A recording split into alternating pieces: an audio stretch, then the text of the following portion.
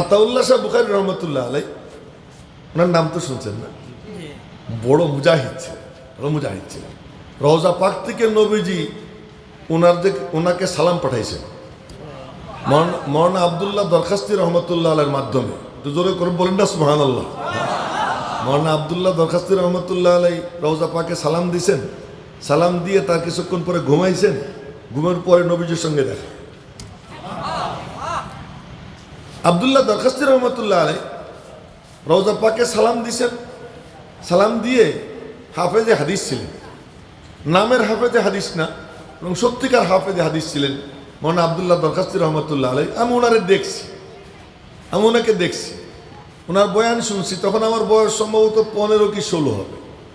মালিবাগ মাদ্রাসার, হ্যাঁ, এইটা হলো আমাদের পুঁজি যে আমি ওনারে দেখছি, এই যে বলতে পারতেছি এই চোখ দিয়ে মৌলানা আবদুল্লাহ দরখাস্তি সাহেব রহমতুল্লাহ আলীকে দেখছি, এটা আমার পুঁজি। তো ওনার বয়ান শুনতেছিলাম। তো এক পর্যায়ে আমাদেরকে বললেন মালিবাগ মাদ্রাসা, আমি মালিবাগের ছাত্র। তখন আল্লামা কাদি মুহতাসিম বিল্লাহ রহমতুল্লাহ আলাই, যিনি মুফতি নুরুল্লাহ শাহমুদুর রহমতুল্লাহ আলাইয়ের ঘনিষ্ঠ বন্ধু, খুব কাছের মানুষ ছিলেন দুজন। এই কথাবার্তার আওয়াজ যেন না আসে। তো ওখানে লক্ষ্য করেন, তো উনি বয়ান করতেছিলেন। তো বয়ানের এক পর্যায়ে বললেন কি, তখন তো ছোট 15-16 বছর বয়স, বললেন যে সব কাহো সুবহানাল্লাহ। তা আমরা বলছি সুবহানাল্লাহ। ফের কাহো সুবহানাল্লাহ। তা আবার বলছি। এরপরে ওকে জোর সে কাহো। এমন মনে মনে বলতেছি বুড়ার হইলটা কি, একবার কইলাম হয় না, দুইবার বললাম হয় না, আবার তৃতীয়বারে বলে জোর সে কাহো। তখন বুঝিনি। আজকে হয়তো এও কথা বলতেছি না যে আজকেও বুঝি, এখন হয়তো একটু একটু বুঝতে পারতেছি যে কেন বলছে, একটু একটু বুঝতে পারতেছি যে সুবহানাল্লাহ। উনি এই বুড়া বয়স এত বড় মুতাবাহহির আলেম, এত বড় হাফেজে হাদিস, উনি আমাদের সামনে বয়ান করতেছেন, বলতেছেন জোরে বলো সুবহানাল্লাহ, আবার বলো সুবহানাল্লাহ, ফের কাহো, জোর সে কাহো। তখন বুঝিনি, এখন হয়তো একটু একটু বুঝি। কেন? বিশ্বে কোটি কোটি মানুষ, শত শত কোটি মানুষ, এই এত শত শত কোটি মানুষের মধ্যে কয়জন নামাজ পড়ে? এর মধ্যে কয়জন মুসলমান? আর মুসলমানদের মধ্যে নামাজ পড়ে কয়জন? হিসাব করে দেখেন তো। আমার মনে হয় শতকরা এই বিশ্বের মুসলমানদের সংখ্যা 250 কোটির মতো। 250 কোটির মধ্যে নামাজ পড়ে শতকরা 3 জন কি আছে কিনা সন্দেহ।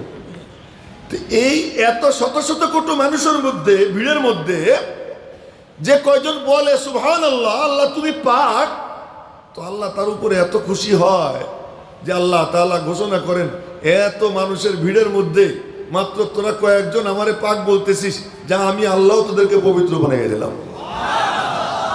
সাব্বাহতানি সাব্বাহতুকা। তা আমি বললাম ওই বুজুর্গের অনুসরণে, যে উনি বলছিলেন জোরে বলো। আমার সিলেটের এক হুজুর বলে যে জোরে কেন সুবহানাল্লাহ বলেন? আমি বললাম যে আমার দলিল আছে। কি দলিল? আবদুল্লাহ দরখাস্তি সাহেব রহমতুল্লাহ আলাই আমারে দিয়ে জোরে বলাইছিলেন, আমার এই দলিল আছে। তাই আমি আপনাদেরকেও বলতেছি একটু জোরে বলেন সুবহানাল্লাহ। আচ্ছা, তো বলতেছিলাম যে সুবহানাল্লাহর গল্পটাই করে নি। সুবহানাল্লাহর গল্প করে নি। হযরত ইউসুফ আলাইহিস সালাম যখন খাদ্যমন্ত্রী ছিলেন, তো খাদ্যমন্ত্রী থাকাকালীন অভাবের 7 বছর উনি ফর্মুলা জারি করছেন যে পরিবারে যে কয়জন সদস্য মাথা পিছু 3.5 কেজি করে পাবে। কথার কথা। তো এক এক পরিবারের লোক আসে, আইসে এরকম পেশ করে যে আমার পরিবারের সদস্য এতজন। তো ওনার কর্মচারীরা ওই খাদ্য মাইপে মাইপে দেয়। এখন ওই দেখে কয়জন এতজন, ওইরকম দেয়। এরকম দিতে দিতে এক যুবক আসছে, টকবকে তরুণ, খুব সুন্দর। পয়সা বলে আমরা খুব অভাবে আছি, আমাদেরকে কিছু দেয়। তোমার পরিবারের লিস্ট, এই যে লিস্ট দিছে। তো লিস্ট অনুযায়ী মাইপে দিছে, আমার এতে হবে না, আরো লাগবে। কয় কেন? দেন না আর কয়টা। একটু বাড়াই দিছে। কর্মচারীদের যতটুকু পাওয়ার ছিল, কিছুটা পাওয়ার তো থাকে, বাড়াই দিছে। কয় এতে হবে না, আরো লাগবে। কার নিতে হইলে নবীর কাছে যাও, মন্ত্রীর কাছে যাও। ইউসুফ আলাইহিস সালামের কাছে গেছে।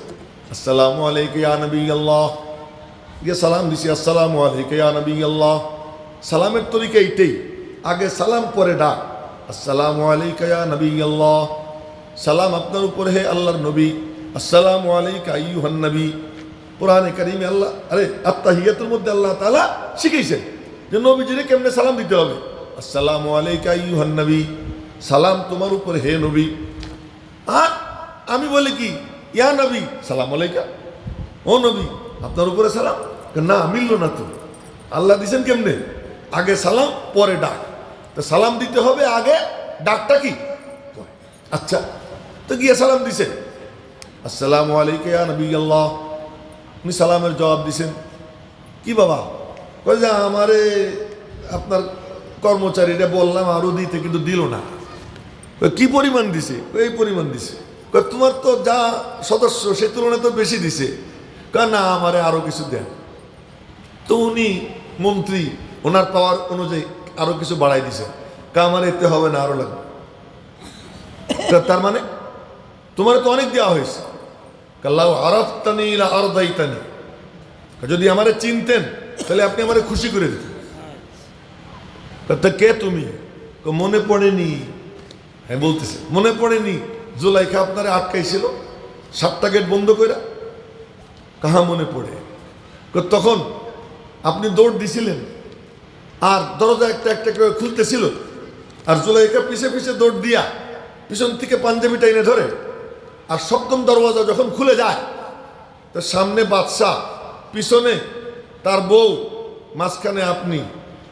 তখন তার বউ বলছিল আপনি তার সাথে অপকর্ম করতে চাইছেন, মনে পড়ে? কাহা?